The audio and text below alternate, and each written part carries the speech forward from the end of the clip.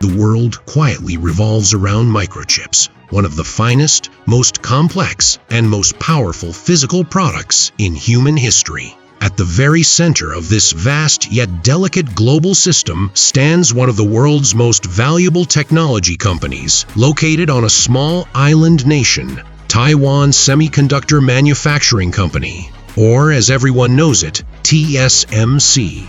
So, how did this company, which began as a modest pure foundry, come to hold the fate of tech giants from Apple to Nvidia and Qualcomm to AMD in its hands? How did the success of this single company make our global supply chains so fragile yet vital? The answers to these questions lie within a profound transformation that resonates not only in economics, but also in geopolitics, the military, and society. The anatomy of an island's global dominion, TSMC being called the heart of the world's chips, is not a metaphor. It's a technical reality. This unique position began with the company's founding philosophy, the pure foundry model. Unlike competitors like Intel or Samsung, TSMC never designed and sold its own chips.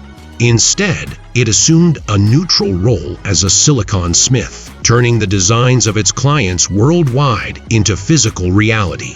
This model revolutionized the technology ecosystem. Fierce rivals like Apple and Qualcomm, Nvidia and AMD became able to manufacture on the same factory lines with the same nanometer precision. TSMC provided not just production capacity, but also a neutral space and a shared technological foundation that propelled competition forward. This elevated the company from a mere supplier to the guardian and accelerator of progress itself. Underlying this position is not just a business model, but an accumulated engineering knowledge that pushes the limits of human manufacturing ability. The race for 5 nanometers, 3 nanometers, and now 2 nanometers is, in essence, a dance on the atomic scale. Manufacturing at this level isn't just about buying billion-dollar EUV, extreme ultraviolet lithography machines. It is the result of decades of experience, expertise, secrets in material science, and a relentless culture of improvement. TSMC has advanced this learning curve so far that catching up has become an almost impossible marathon for its competitors. Today, nearly all of the world's most advanced semiconductors are produced in Taiwan. This raises a striking question. Should the digital foundation of modern civilization be so dependent on the production facilities of this small island, itself at the center of geopolitical tensions? To understand the extent of this dependency, one needs to consider how the global economy is interconnected. The most advanced processor in a smartphone, a car, or a fighter jet is likely powered by a heart made in Taiwan. This makes TSMC not just a company, but the sole guardian of a critical global public good. What happens if this guardian's door closes for a while? Suppose, due to an earthquake, pandemic, geopolitical conflict, or cyber attack, TSMC's main production complexes come to a complete halt for a month. The initial impact is felt deeply and quietly. First week, invisible crisis. Global supply chains are equipped with a few weeks of buffer stock. Manufacturers continue to use existing chip inventories. While some tension arises in the markets, overall operations continue. However, engineers and supply chain managers responsible for production planning begin to worry. Emails with delays from suppliers start to flood in.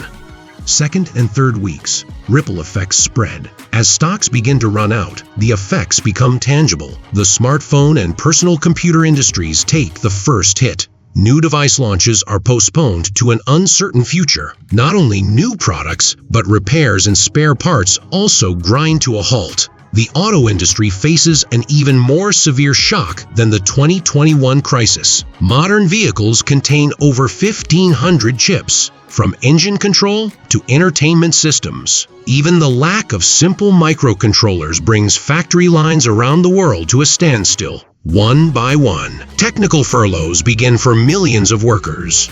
Fourth week and beyond, systemic collapse.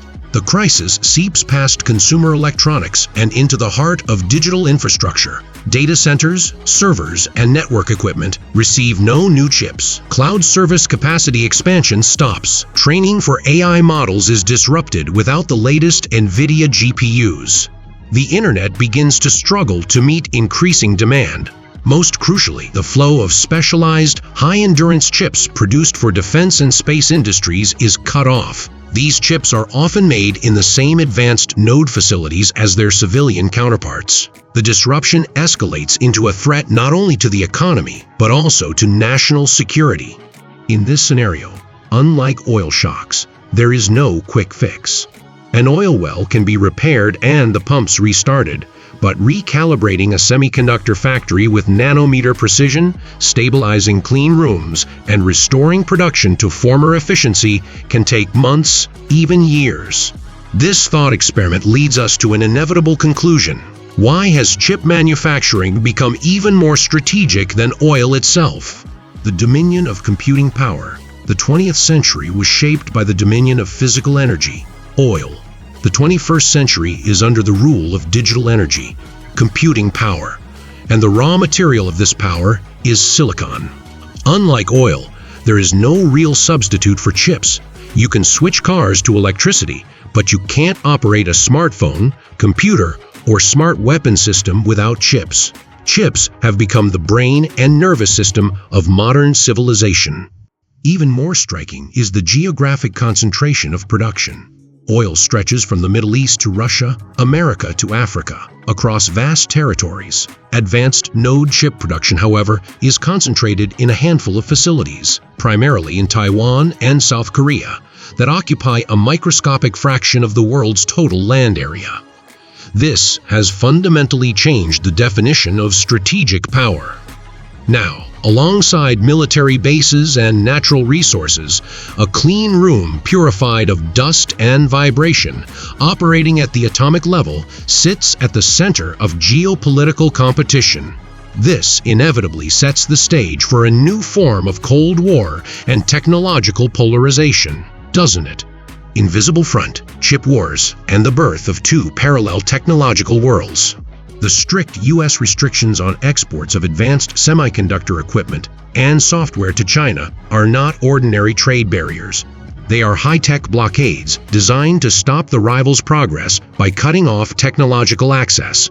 The aim is to strike at China's military modernization and economic competitiveness at their most vulnerable point, computing power.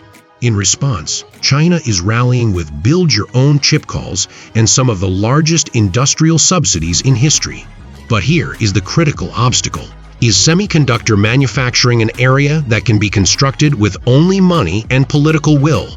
Or does it require, as TSMC has, decades of trial and error, constant improvement, and expert human capital? As China works rapidly to close this gap, the world faces a risk of drifting toward two parallel, incompatible technological ecosystems. On one side, a tech chain supported by the US, Taiwan, South Korea, Japan, and the Netherlands. On the other, a system that China is trying to lead, developing its own standards and supply chains. This could be a deeper division than the splitting of the internet's splinternet, siliconet. Divergent hardware architectures, software incompatibilities, and closed digital products reduce efficiency, slow innovation, and harm global cooperation. So, what is the West doing to lessen this fragility? The CHIPS Act in the US and similar initiatives in Europe pledge hundreds of billions of dollars to geographically diversify semiconductor manufacturing. New TSMC, Intel, and Samsung factories being built in Arizona, Texas, and Dresden are a global insurance policy. Yet, even if these factories are established and start operating, it could take decades to match the main production centers in Taiwan in complexity, economies of scale, and dynamic efficiency.